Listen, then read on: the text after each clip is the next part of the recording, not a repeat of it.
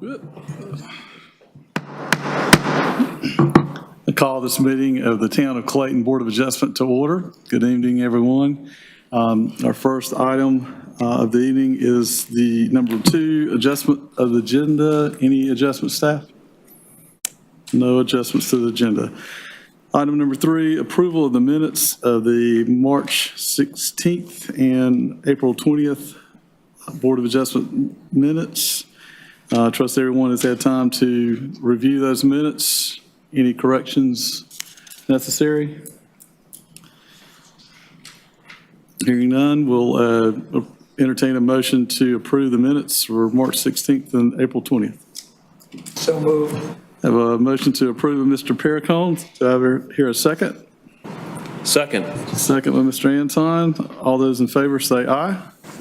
Aye. Opposed? Motion carries. All right, moving to item number 4 under public hearings.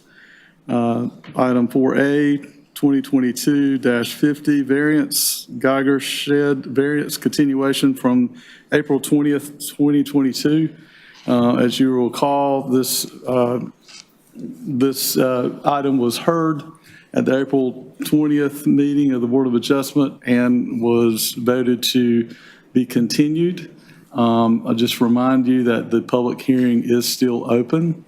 And if you were not sworn in at that meeting and wish to speak at this meeting, we would just ask that we swear you in. If you were sworn in, when you come to the podium and give us your name and address, if you would just confirm that you were sworn in at the prior meeting, we won't do it again. So with that, we're going to ask staff to give us a little bit of an overview and a summary of what occurred at our last meeting, and I'm going to turn it over to Aaron to do that. Good evening, Aaron. Good evening. Thank you. I was sworn in at the last meeting. I won't give my address, but I am a member of the planning staff here. So if you need, I can administer another or do another oath, but just letting you know that. So just a quick overview. You probably recognize this presentation from last time, but I'll just run through it here quickly just to refresh everyone. So the project number is 2022-50-VAR.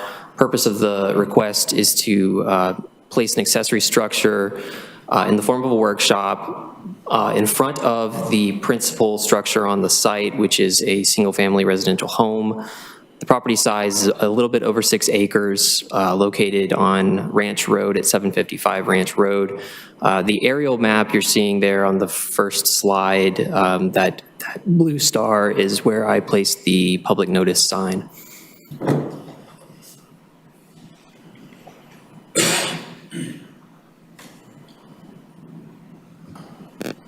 And I do apologize, I created a PDF of this, and I'm going to have to manually scroll down, so just bear with me. So the code requirement is UDC section 155.308B2. As a reminder, quickly, the variance, if granted, would run with the land, so any changes in ownership would not change the terms of the variance.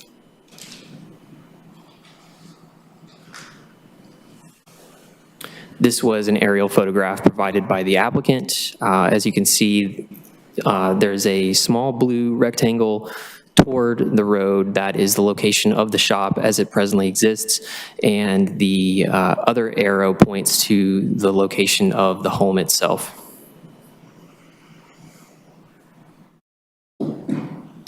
This is a photograph of if you're standing on Ranch Road.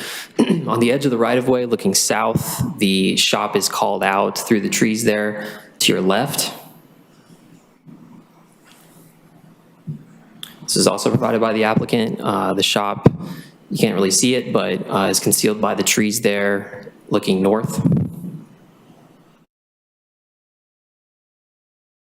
Some quick considerations. You shall review and make a final decision. You may impose conditions as long as they relate to the location, character, and any other features that may be deemed to protect property values and the general welfare of the neighborhood.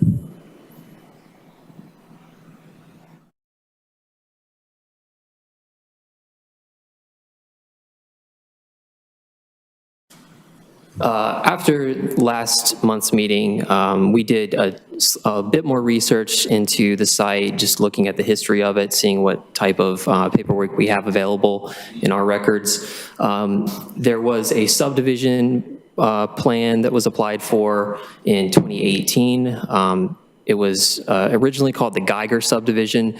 This is the preliminary plat for that. It was approved in 2018 by the Planning Department.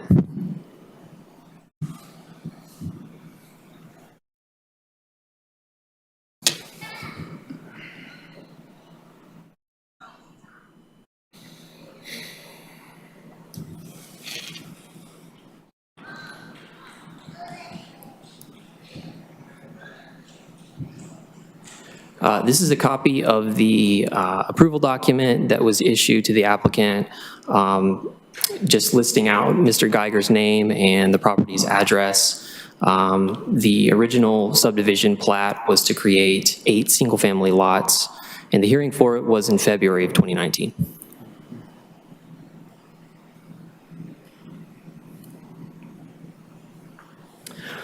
This document is the original application for the final plat, which is the next application that it gets applied for in terms of the process that the town has. The name of the project is Bear Creek, and Mr. and Mrs. Geiger currently live on Lot 5 of the Bear Creek subdivision. The date of application was in April of 2019.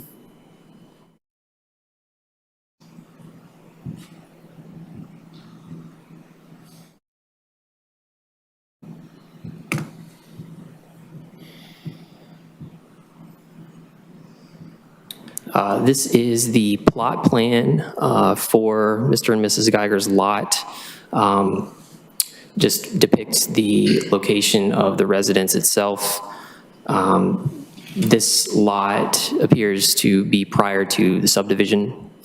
In doing some research, there was a building permit which was issued in early 2019, applied for in December of 2018. As well as Johnston County issued a septic permit as well. So that's the conclusion of my presentation. If there are any questions, I'm happy to answer. Any questions for staff? Aaron, one question. Was there anything in any of this that you saw, since you've gone through it quickly, that would have any bearing on the variance request?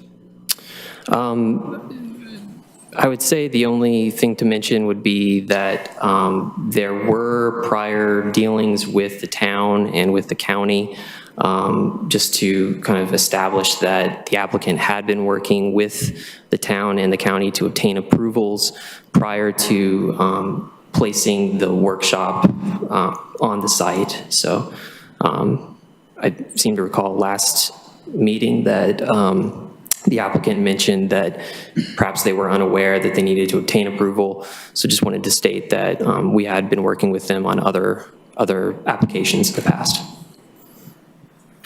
Okay, for clarity's sake, other applications, but not application for the workshop, correct? That's correct. Okay.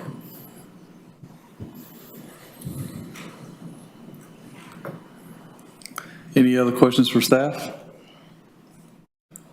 Okay, thank you, Aaron. Okay, now we'll call on the applicant.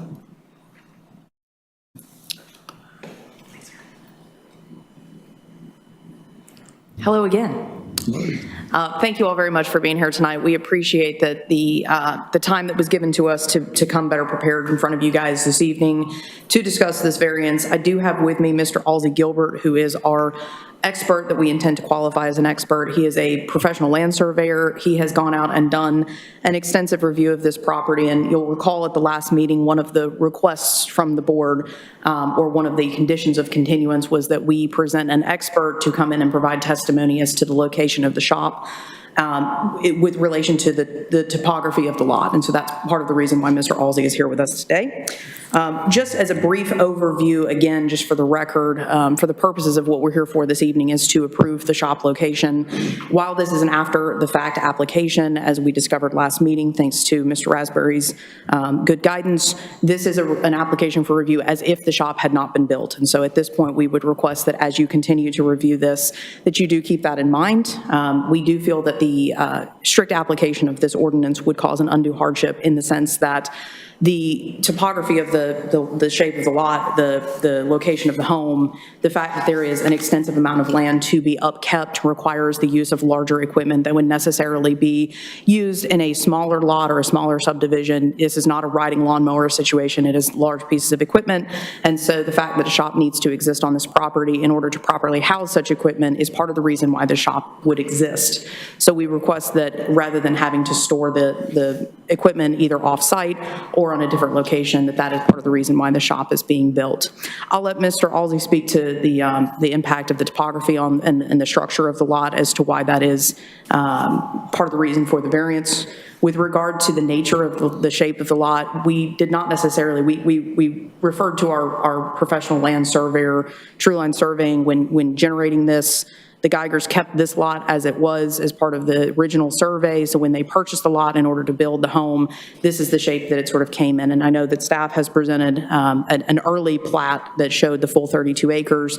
Obviously, after that, there was a plat that was presented to subdivide the lots, which you can see now as their regular shape is retained, and this is the lot that came out of that subdivision. And so as a result, the Geigers' home is built on the one place that their builder would allow them to build the house. And unfortunately, that means it's 500 feet up the road, and so it leaves very little by way of design to be able to build accessory structures that fit within the ordinance for our purposes. And so again, we would just request that the board grant this variance for the purpose of understanding that we would do everything we possibly could to try to comply with that variance, or sorry, to try to comply with the ordinance. However, because of the nature of this lot, because of the shape, because of the topography, because of the way that the water runs down this particular area of Ranch Road, that you would consider granting us this variance for the purpose of maintaining the shop in its now existing condition at the front, in front of the primary dwelling structure. We presented testimony last time to show you location of the shop. I'm not going to walk you guys back through that unless you just would prefer me to enter that back into the record. But prior to this particular hearing, at the first hearing, we presented several images showing the location of the shop, the distance from the primary structure to the shop itself, the distance from the shop to the road, the fact that the shop cannot be seen from the road unless there is a view up the Geigers' driveway. So in our opinion, and of course we would present this to you to make the final determination, we do feel that this variance would be within the spirit of the ordinances to make sure that the aesthetic of the community as well as the safety of the community is also considered as a part of this. So that meets that fourth requirement there. So without further ado, I'd like to introduce our resident expert. If he would come up, please. Yes. Yeah. And before Ozzy comes, and we remember you from last month, but could you, for the record, just give us your name and address and just verify you were sworn in at the previous hearing? Yeah, I was asking Go ahead, I'm up to the podium.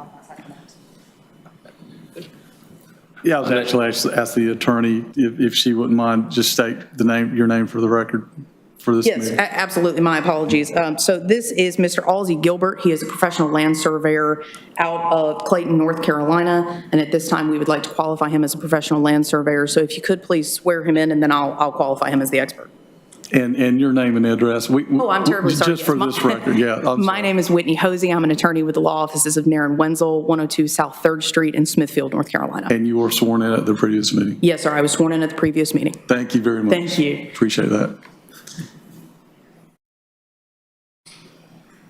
Gilbert, do you solemnly swear to affirm that the testimony you're about to give is true and to the best of your knowledge and belief?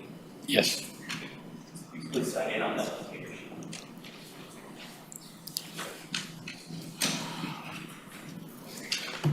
And gentlemen, what I am passing out to you now is the map which Mr. Gilbert will reference for the purposes of review this evening.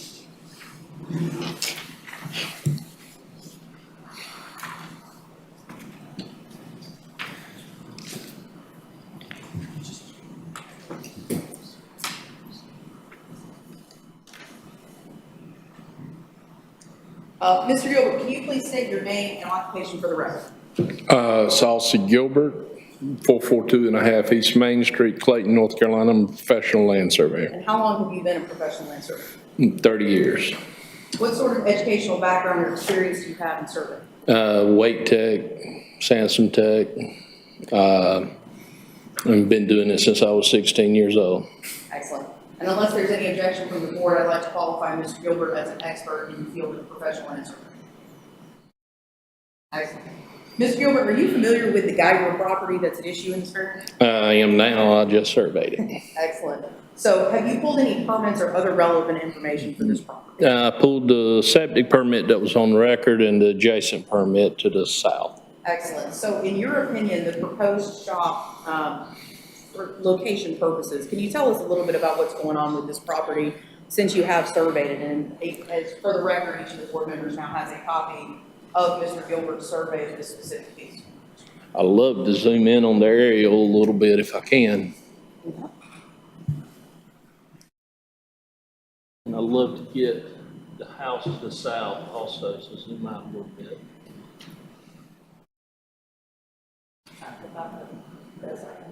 Is it? Yeah, unfortunately, zoom in anymore, it's gonna do that too. Okay, I can move around a little bit. And I'm gonna go to a couple of things that strike me is there's a couple of riparian features on this property. One of them I believe to be almost all the way to the south of the property. To the east of the property, close to the property line, and one is crossing it or dissecting it, being the creek about the front third. Off of that creek, there's an existing drain, and I'm not sure when the damage was done to it. You can see it crossing the backyard on the aerial, and it goes up and continues on to the northwest. It gets on this property and kind of diverges out. I don't know if the damage was done when they put the line in for the gas line. As you can see, those are a lot of massive soils there where they've gone through, and that's why I kind of like this aerial. It shows the wetness. The property to the, okay, Mr. Geiger's permit, when I pulled it, the septic tank is located and is shown on the survey on the northeast side of the house. And I kind of drew the underground line. I'm not real sure where it goes because you got the cleared trees, but it does go through the backyard, and there's a septic field and repair fields back there. And then to the south of it, I kind of walked out, and they put a lot of fill on the property when they built the house. But when I get over to the pine trees, it looks like a pine flat. And Marty can understand what a pine flat is. It's wet and it's pine trees. There's not a lot of typical plants you see, cinnamon ferns, so on and so on, showing wetness, which is why I like the massive. So after I walked the property, I went and pulled this permit to the south on this house here, and even the soil scientist notes the wet soils coming around the house and going up to the Geiger's house on the property there. And to clarify, that is the parcel that is directly adjacent to the Geiger property, but shows that the wet soils move all the way toward the Geiger property, is that right? That's correct. And if you notice the drain, I showed it kind of tail ends off on the property, but if you look on the southern piece and look south of the driveway, you can see where it picks back up again. So everything's kind of been really disturbed out there on the south with the gas line. I'm sorry. Hey, Doc. They got all this fancy stuff. I need an airplane. There you go. See the massive soils right in there. That denotes pretty wet there. And if you notice, there's a creek picks back up down here. It kind of tail ends off on this property. And like I said, they put fill for the house around here, which when you got fill, you got a pretty good slope. And then on this side, it looks like a pine flat, which denotes wet. And I've got the soils and septic for this where they're showing the wet soils coming up and heading towards this area. So that makes me tell it's wet, and it's kind of hard to tell right now because there's been grading and there's grass growing now. While we're focused on this side, it's my understanding there's also an easement on this portion of the There property. is, there's a 60-foot gas easement that runs here. So there would be no way to build on In the or near gas that easement, easement, is that no. correct? And so, looking at the back of the property, there's obviously concern over the existing drain, which, as I provided testimony to the board last time, was what I thought a flowing body of water of some sort, so there's an existing drain there. But you also said in the back lot that there is the Septic, the location of the septic and the repair area back there as well, right? right, there's a septic tank and a pump tank here and a pressure line that goes somewhere. Okay, I'm shaking bad. Goes right through here somewhere and goes to the initial system, which is in here. It's got to be 50 foot from the drain, so I'm gonna say it's somewhere in here.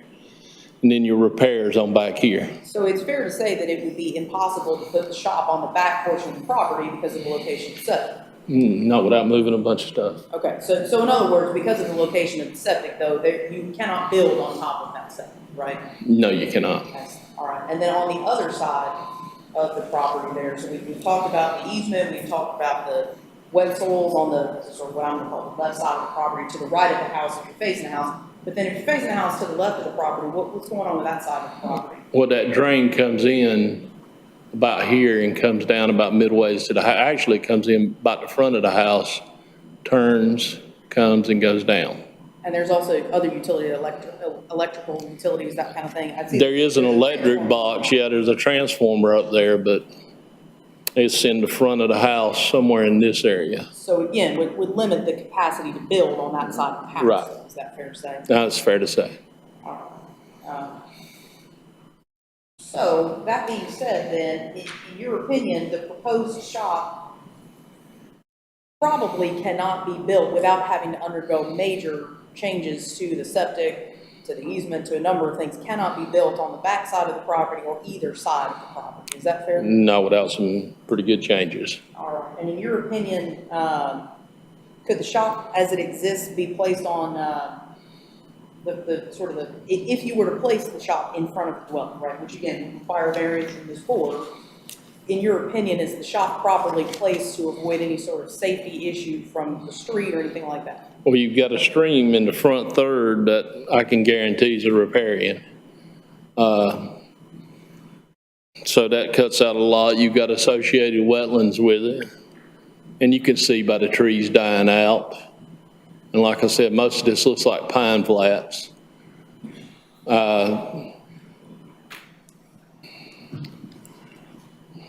Excellent. Well, at this point, I'd like to just, rather than beat the dead horse, I'd like to open it up to the board for any questions you may have for it. Any questions for the applicant? Tom? Yeah, can you tell me what size the structure is? What was the question? What's the size of the structure? The structure is 24 by 35 and a half, I think, or maybe 32. I may not have it on the plat. Do you know what the required setback from the side yard is? 15 feet. Pardon? 15 feet. 15 feet. Do you know what the required separation between an ancillary structure and the primary structure is? Normally it's around 10. It all depends on. I think that's right. Okay. So, I mean, just based on the survey you gave me here, you got structure, just the worst case scenario, 35 feet, plus a 15-foot setback, that's 45, or it's 50 feet, right? Right. Plus 10, that's 60 feet, right? Right. It appears that there's enough side yard on either side of this building, aside from any other obstructions, that it would fit. Well, now, in the past, Clayton has made a setback to 15 foot from the easement line, not necessarily the property line. Correct. That takes another 30 foot off the side. But your survey actually shows 71, 71 feet from the easement to the building, correct? That is correct.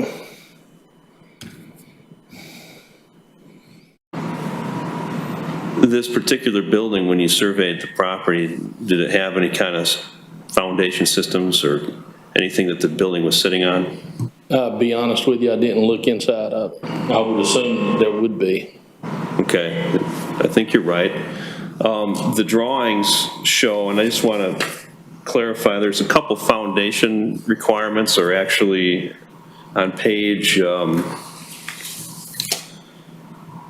sheet 9 of the structural drawings that were provided to us, if you could look at that.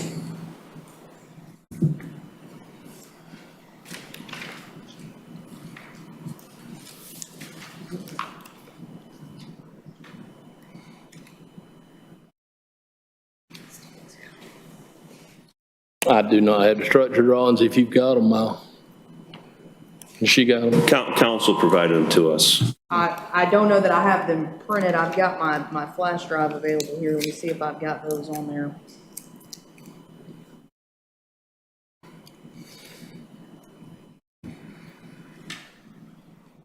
I may have just put the presentation.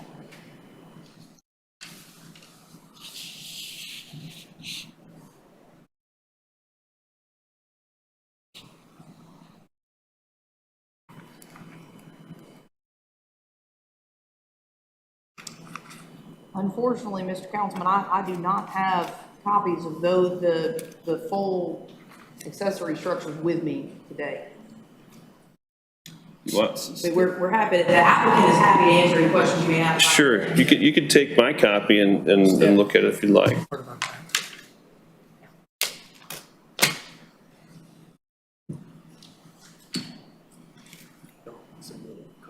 Yes, yeah, it was in the application.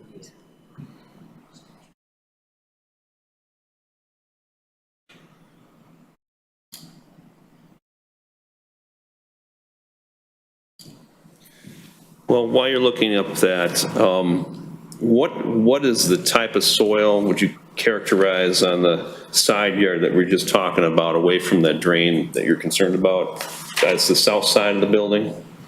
On the south side of the building, it's kind of hard to tell, like I said, up to the tree line, because number one, they brought in a bunch of fill. So I had to kind of walk over to the trees and look and see what was at the tree line. It looks like it's wet characteristics to me, and be honest with you, if it was good soils, they'd have put the septic tank there where it would have been gravity flow. Yeah, I don't want to get confused about that, because a PERT test and structural bearing capacity are two different things. That's correct. So this particular drawing right here, if you go to sheet 9, which was structural drawing number SK3, keep going. Now, if you slow down a little bit, you see the sheet number 4 there at the top, SK3. So you got to go down about. Sheet number 3 or number 9? That's 5. Sheet 9. There we go.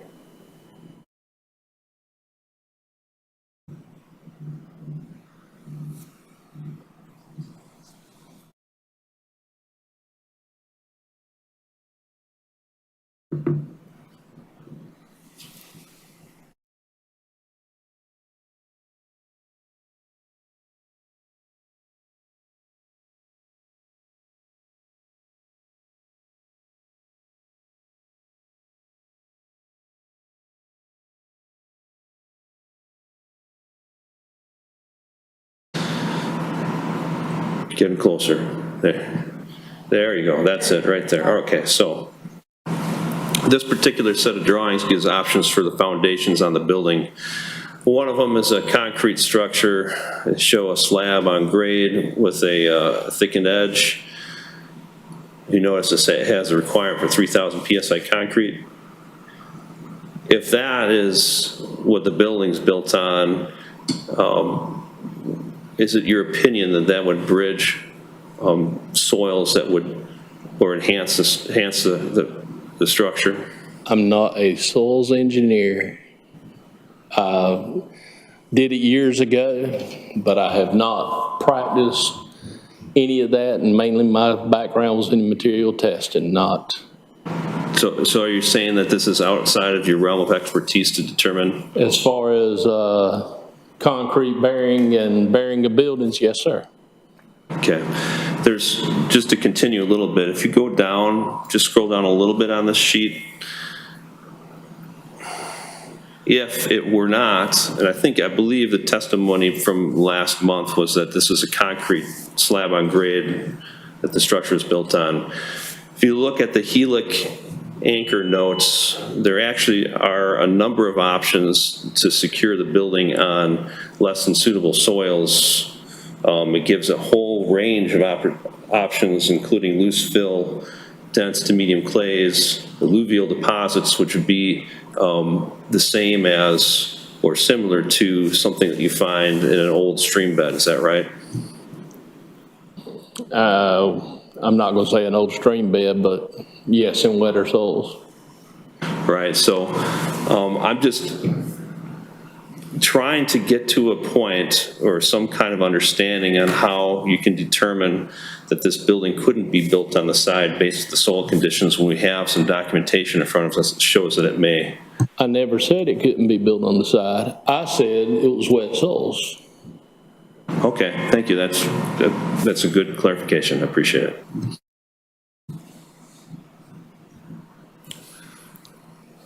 I don't have any other questions. Jeffrey. Any other questions for the applicant? Wait, sorry, Chief. No problem. Mr. Gilbert, in your opinion, did you see any other suitable sites for the structure in your Not walking flat around? ones. Not flat ones. I mean, you build it on the right side of the house, you've got a man coming in through his front yard. You got minimal access. You can't go but so far down with another driveway to the right. You've got fill from the house. The house is built up on that side, and it drops down to the trees that you see. So, yeah, with a lot of grading, a lot of bridging, it could be built on that side. Do you recall what the topography, what the slope or the pitch might have been there? I'd say 3 to 4 feet. Over what kind of distance? From one side of the house to the edge of the property? From that side of the house, not to the edge of the property, but to the pine trees is probably about 35, 40 feet. Probably about 35.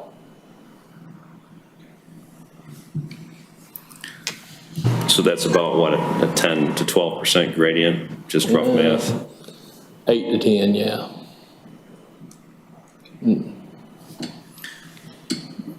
Who selected the location, the contractor or the property owners? It's the contractor.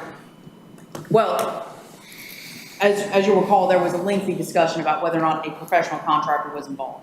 A professional contractor was involved for the laying of the concrete slab that this building, this prefab building, was put on top of, and it was the concrete individual who indicated that this would be the most appropriate place to put this.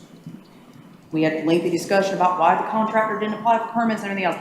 That is not something, unfortunately, that the applicant could control, which is part of the reason why we're in front of you guys this evening, is because, again, the applicant testified last time that he personally was not aware that a permit was required for this. Right. That's why we're trying to go through that process now. But to answer your question, it was a separate third party that was hired as a professional for his opinion to determine where the best place to put concrete slab was.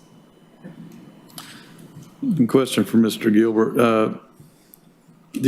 I know we talked about, or you talked about the creek and ditch in the front third, the existing drain back there. Would you think that, in your opinion, would that be subject to repairing buffers as well?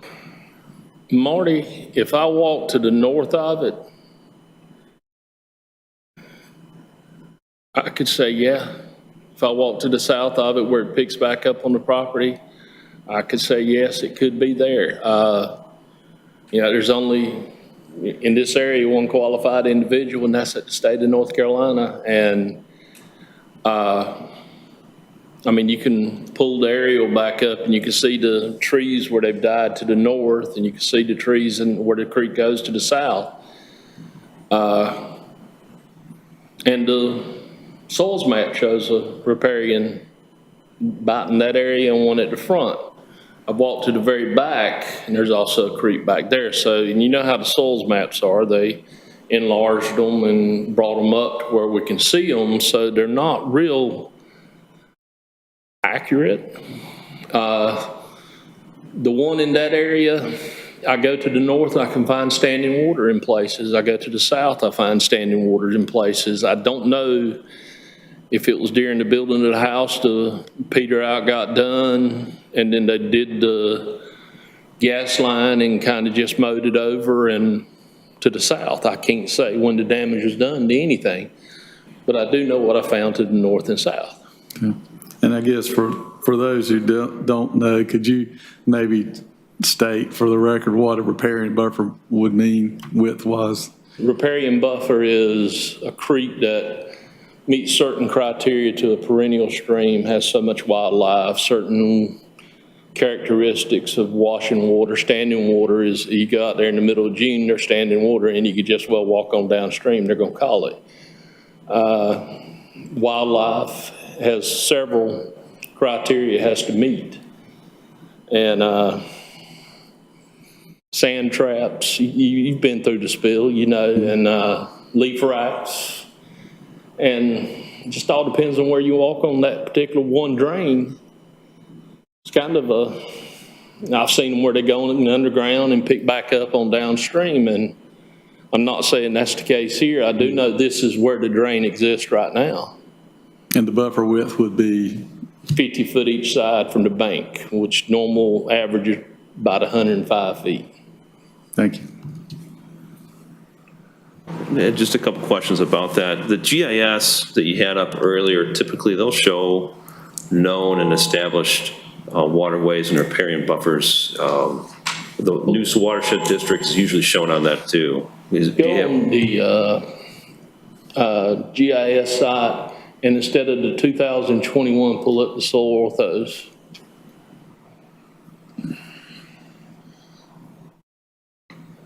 There you go.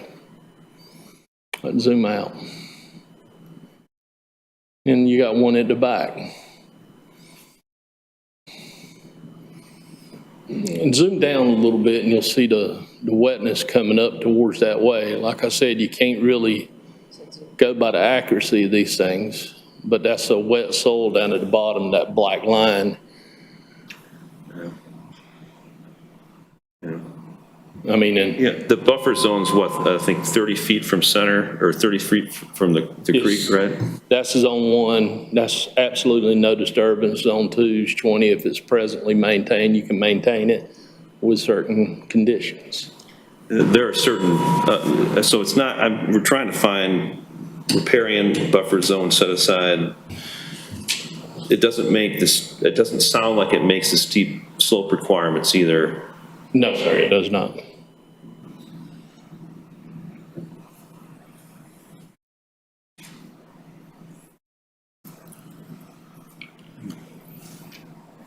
No, we wouldn't be having this conversation if it met steep slope requirements. No, right.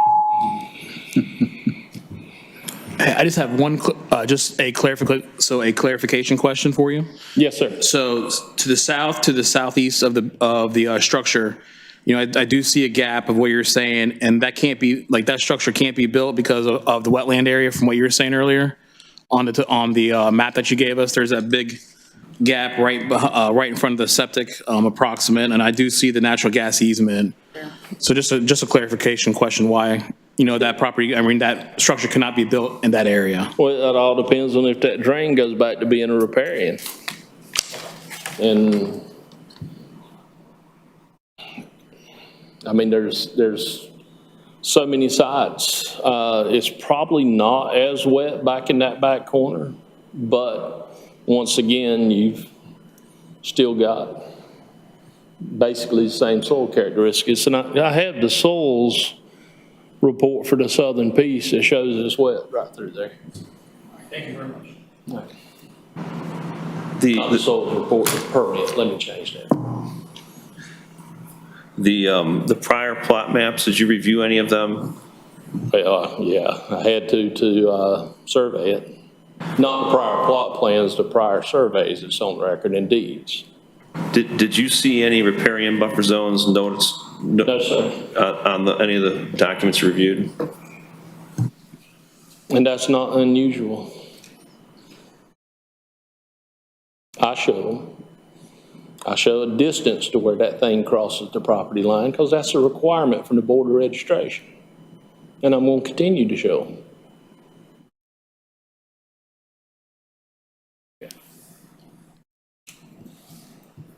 Any further questions from Mr. Gilbert? Thank you. Appreciate it.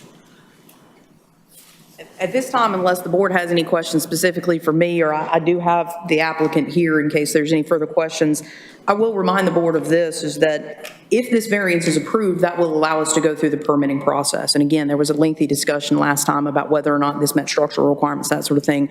Again, if there is one thing wrong with this building, it will get fixed. I can assure you that. The permit process just cannot go through without this variance. And so there's still multiple steps that need to be taken. Of course, we take those with our friends at the planning office and with staff, but at this time, we would just request that the board consider the variance, grant the variance for the purpose of making sure that we can move forward with this process. Any further questions for the applicant? Thank you. Thank you, sir. Appreciate it. Is there anyone in the audience who would wish to speak on this item?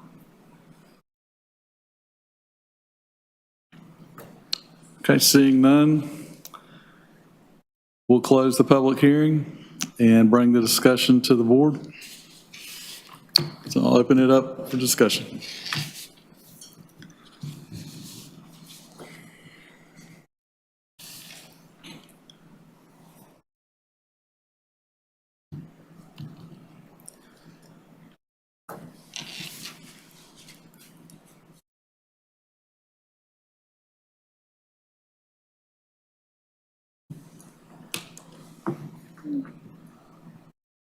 So I'll make a comment. I wish we had the original contractor here for the slab so we could find out what his whole rationale was, but absent that.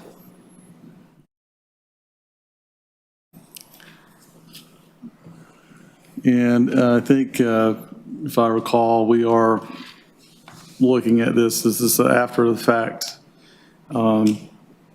issue here. We obviously know that permits were not obtained. And from our previous meeting, the applicant was tasked with bringing back information, more information to show why the structure could not have been built in a area that met the UDO requirements.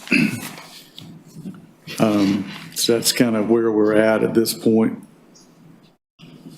We appreciate the additional information. The survey is very beneficial to me. Can really tell a lot more about what's going on with the lot. Adds quite a bit. Marty, Yes. well, as an ex-builder, I see there's a possibility that this structure could have fit in beside or behind. But as an ex-builder, I'm saying the best location is where it is, or even on the other side of the creek. But it's still up there on higher ground than where you get back to the back. And I'm sure the builder decided to put it up there because it's the flattest ground there was. Yep. Can see it.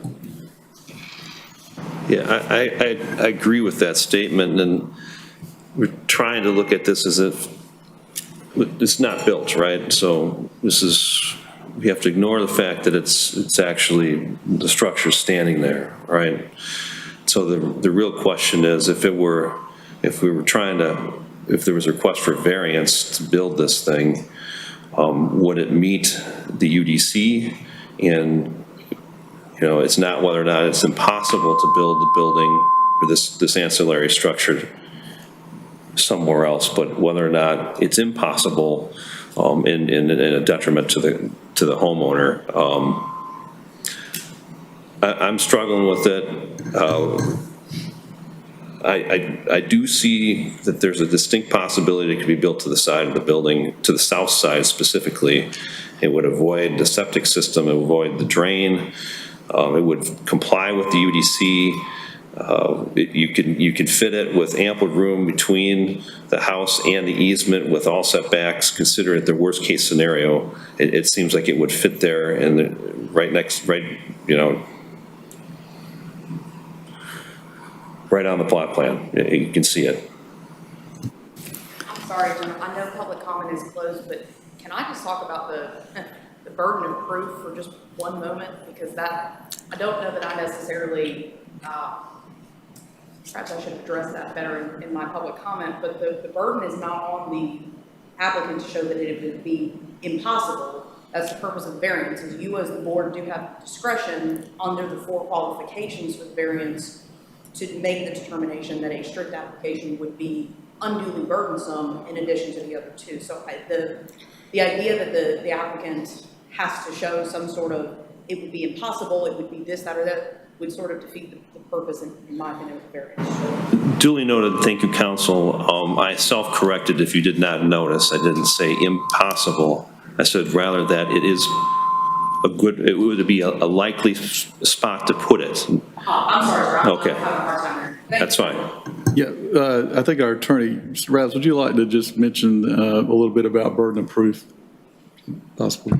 Yes, let me just say at the outset, Ms. Hosey was making argument and not offering testimony, I think, so that probably is acceptable without having to reopen the hearing because you were not receiving additional evidence. You were just hearing counsel make arguments, Understood. which you can choose to believe or not to be persuaded by, but that's such is the nature of argument. Right. The burden upon an applicant before the Board of Adjustment or any local quasi-judicial board is not one of persuasion, but is a burden of production. Generally, well, as a matter of law, if the applicant before you presents a prima facie case, and that generally means that it is enough substantial, competent, and material that is relevant to the issue, the 4 criteria for granting the variance, you are to accept the evidence as presented as establishing a prima facie case if it's on point and if there is no opposition evidence.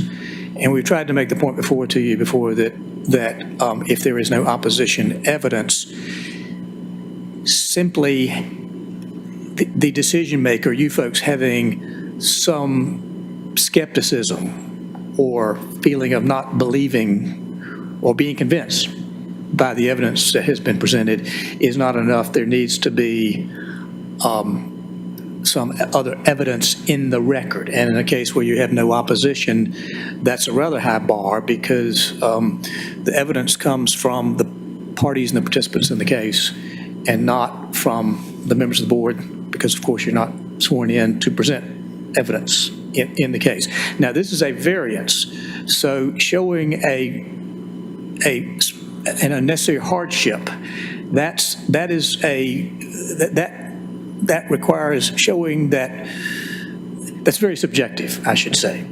So it's a little more difficult when you're talking about variances because there has to be enough evidence that makes that prima facie case that this is an exceptional circumstance, that this is unnecessary hardship, justifying the variance. But let me just end by saying that skepticism regarding whether you're convinced or not generally is not going to be enough in a local QJ hearing if there's not some evidence to cast doubt on the case that they presented to you. This is a hard job. I was just looking at the article from the UNC School of Government concerning what is an unnecessary hardship. Goes through the 4 standards. Happy to go on about the 4 standards and the evidence that you have received. But the closing statement is this is a hard job. And I would have to say this is a good case where that's certainly true, particularly because it's after the fact. You're having to sort of hypothetically say, all right, how would we have received this case if a permit had been applied for, the structure had not been built, and how would we have ruled? The one thing I would say about the impossibility of the issue of the impracticality or the challenges in putting the site somewhere else, the main point I tried to make last hearing was that the legal criteria that the hardship not be self-created, the fact that the structure was built, and because it's in place, it would cost a good bit of money to move it or to take it down. That in and of itself can't be considered as the hardship that you're contemplating. That's not going to bootstrap the case into a stronger case because the remedy is expensive and challenging if the variance isn't granted. That's where that comes in. That's where, it's difficulty on the question of where it should have gone. You're having to look at that But we afresh, if you will. We can't consider it as a hardship the lay of the land. Absolutely. Conditions that are special to the property that can relate to topography, condition of the soils, the overall shape and configuration of the property, improvements, the easements that exist. All of that is just exactly what you should be considering in looking at the question of should be authorized. It is. Thank you, Raz. It's very, very helpful.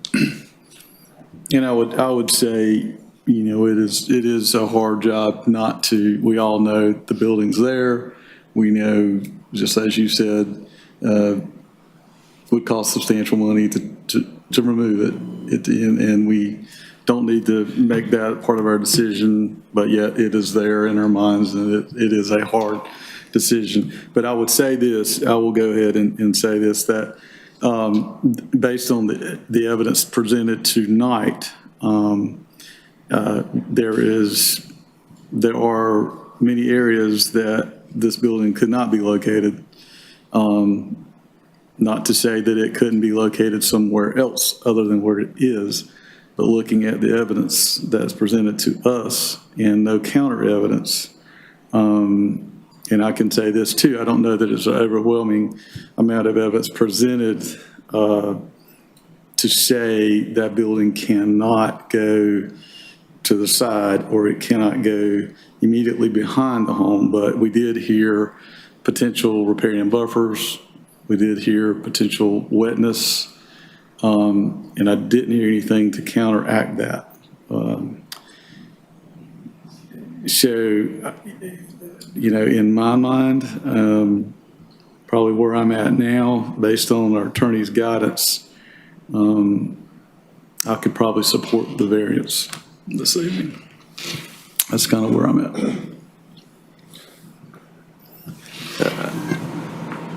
Thank you, Marty. I appreciate that input. I'm having the hardest time reconciling the actual structural drawing, sheet 9, and the different foundation support systems designed for different soils. And it sounds like, based on some of the observations here, that the helical foundation systems, if you read it, which was provided by the applicant, it does account for less than favorable soil conditions, particularly alluvial deposits, which are indicative of buffer zones, streams. That's how alluvial deposits get placed there. So I'm having the hardest time reconciling the documents that have been provided by the applicant. Right, understood. Understood. So trying to think this through and taking a different approach and looking at what is the intent and spirit of the ordinance in the first place. And I believe that in large part it's probably more often applied in settings where you have higher density housing than we're talking about here, less foliage, natural growth, screening one lot from another. And typically in those settings, more often than not, the change in soils, change in slope is less than in this sort of more ruralized setting. Taking that into account and the fact that at the last meeting, we had no opposition, in fact, had neighbors supporting the, what was the location, and recognizing that although there may be other locations that are possible, was the optimum location chosen in order to minimize things like cost of construction, cost of pouring the slab, those kinds of issues. I'm leaning towards support of the variance. Thank you.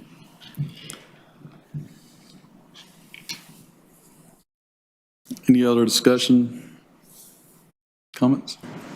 So I guess after looking over the map that we were given, I think it was very helpful to actually see that, because I did some Google search and I looked at the address and it looks like a very nice shed.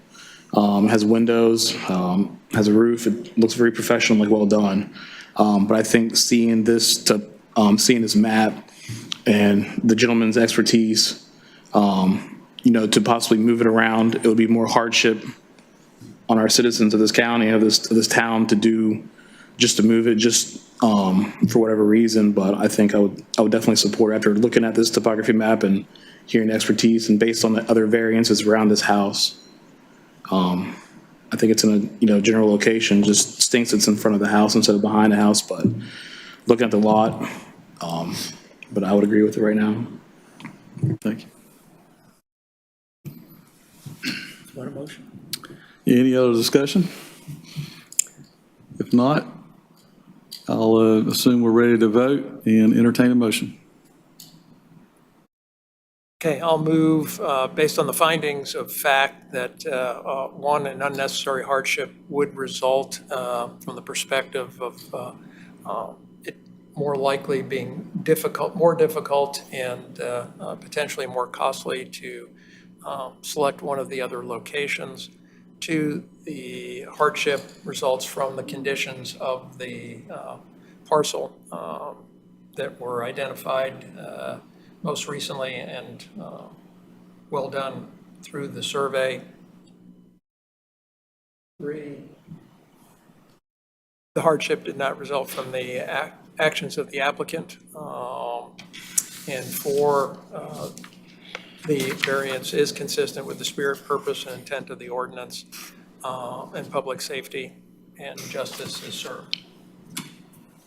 Okay, we have a motion by Mr. Perricone. Do I hear a second? I'll second it. A second by Mr. Wiggins. Before we ask for discussion, just want to remind everyone that in order for a variance to be approved, it requires a 4/5 vote of the board. So do we have any discussion before we vote? Okay, hearing none. All those in favor of the motion say aye. Aye. All those opposed? Nay. So we have a 4-1. 4-1. Motion carries.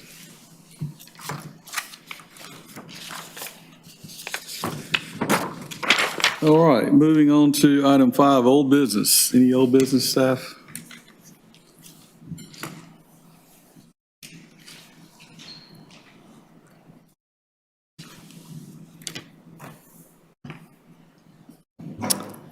Director Howell, as you see, could not be here this evening, but he did give me a list of updates to share. I don't know if you want me to do that now or if I'm sorry, I did not look closely at the agenda if there's. Oh, that's fine. Okay, I think we can go through that. So hearing no old business, new business.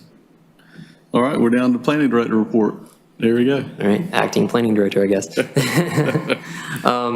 Yes, Director Howell sent me a list just to share with you very quickly. He wanted me to let you know that the planning department expects to be fully staffed by the first week of June, which is good news, I think, for everybody.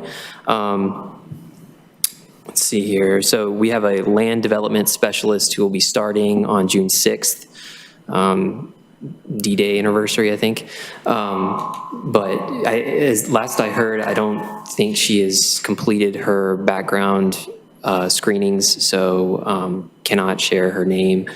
But anyway, we're excited and glad that we'll be a full team. She will be taking over duties for board administration that Bruce is currently doing for us. So. Just to reiterate as well, board members Bazell, Perricone, Mr. Antoine, and Barry, who is not with us tonight, will be joining forces with the planning board to form the UDC Steering Committee. That project is called Codify Clayton. That was the name that was settled upon. The first meeting is actually next Monday, May 23rd at 6 p.m. The meeting will be open to the public and live streamed on YouTube as part of the normal planning board meetings. And from what I heard today, I believe that will be done toward the beginning of the planning board meeting, actually, because our consultant, I believe, has another meeting for another community that he has to be present for at, I think, 7 p.m. that night. So. The first public open houses for the UDC update project will be held on Tuesday, June 28th at Town Hall here in the council chambers. There will be one open house held during midday, so roughly 11 to 1 o'clock, and a presentation around 12:15.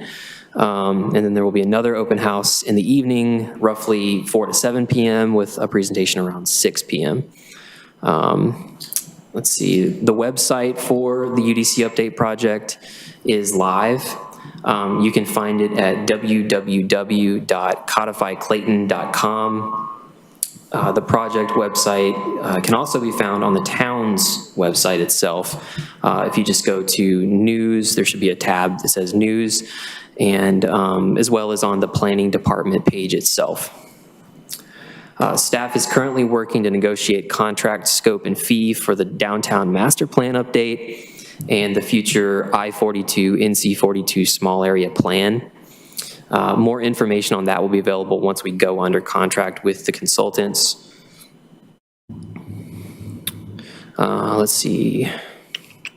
Staff and town attorney are investigating the possibility of having virtual Board of Adjustment meetings when the only item on the agenda is to approve findings and conclusions of law documents for previously heard cases. So that is, I think, relevant. And I think that's it. So, yeah, anything else, Bruce? Okay. All right, thank you, Aaron. Appreciate you subbing in for Ben. All right, it brings us to our last item on adjournment. I'll entertain a motion to adjourn. Let's go. Motion by Mr. Satterfield. Second.